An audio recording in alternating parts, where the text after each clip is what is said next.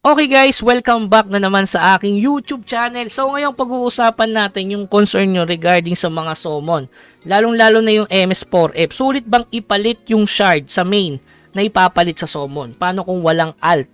Sabi ko nga sa inyo guys, goods naman yan kung pagpipilian nyo is glittering or materials. Katulad nito guys, halimbawa ito ipapalit ko yung shard ko. In total, 25 pieces na summon. Okay, ano ba yung mas goods? Yung kapalit nito, yan, kasi yung 200 shard na yan guys, total niya i-divide nyo sa 3, so meron kayong makukuha resulta na 66 point something ata, tapos gawin nyo 67 boxes na lang, 67 boxes i-multiply nyo sa 20 na lang, average lang tayo regarding sa glittering, kasi minsan may 10, may 20, 40, 100, so palagay natin average natin 1,500 doon sa 67 boxes na makukuha nyo sa MS. Okay, is either na ethereal shard o lunar shard. Yun yung dalawa. Nasabi ko, huwag nyo ipapalit kapag alt.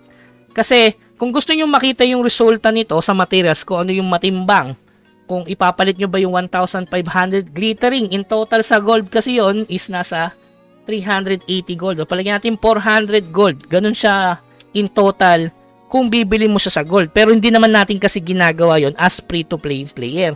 So, i-compare nyo na lang guys. Halimbawa, 1,500 glittering at yung link ko sa baba na video, yung 23 summon nitong MS4F. Napaka-solid kasi nito guys, yung MS4F. So, syempre may enhancement yan na rare. Maraming tatanong saan ko nakukuha yung uncommon. Diyan ko nakukuha ito guys, itong Mystic Enhancement Stone. Di mo na kailangan bumili sa clan yan para gawing i-crop pa yan malapit kay Dampio, di ba? So ito naman nakukuha to sa Forsaken Badge, kaya wag niyo nang i-combine yung mga rare na Forsaken Badge nyo kasi itong Darken na to is madalas doon nakukuha. Ultimo yung uncommon yan. So mapapansin niyo dito, may 336 tayong Mystic Enhancement Stone at 284 na enhancement kasi gawa yan ng mga summon. Hindi lang MS4F guys. After kasi ma-summon yung MS4F, dadami yung ganito yung Ancient Dragon Token. Panoorin yung video ko sa baba, halos naka 800 plus ako nito.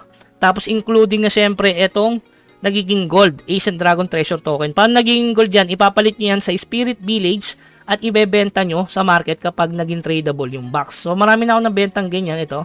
Blessed Spectrumite box. So pwede mo siyang ipalit dyan. After kasi ng MS4, may mapupulot kayong talisman. So, saan natin ginagamit yung talisman? Sa summon ulit. So, parang unlimited summon yan, guys. Napansin nyo, 191 na yung ating talisman. So, wala tayong treasure, kaya wag itabi nyo yung mga piggy. At syempre, itong Grudgeful Spirit. Ito, nasusummon to sa Cryptic. So, solid din yung drop niyan. Nasa 5 yung box niyan. Including na to. Parang shaman lang yan, na medyo mababa ng konti. Kasi nga, ito epic. Ito, solid to, kasi ito legendary. So sa na yan, ibang content yan guys. Regarding lang tayo sa MS4, kung sulit ba to. So ganito lang yan guys. Kung kailangan nyo ng materials, doon kayo sa summon. Pero kung kailangan mo ng glittering, doon kayo sa glittering kasi sobrang solid din nun. Marami kang magiging epic papuntang legendary. Pangalawa kasi dyan guys, kung meron talaga kayong alt, yung alt na lang ang mag-summon para sa inyong main. Yung main focus kayo sa glittering para mapabilis nyo yung pag-crop ng legendary. Okay naman yan sa main pero hindi ko siya recommended kasi nga ang bilis na kasi mag-farm ng mats ang main character. Pero kung nagsisimula pa lang kayo, sige, i-push nyo ipalit. So makakuha kayo ng enhancement dyan.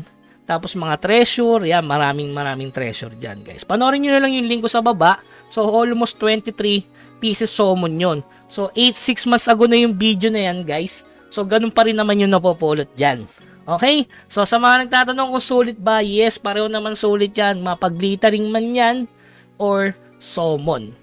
Para klaro lang tayo guys, pwede nyo ipalit yan kung nahihirapan kayo sa materials. May makuha kayong Anima Stone dyan. Siyempre, illuminating fragment, makakuha kayo dyan.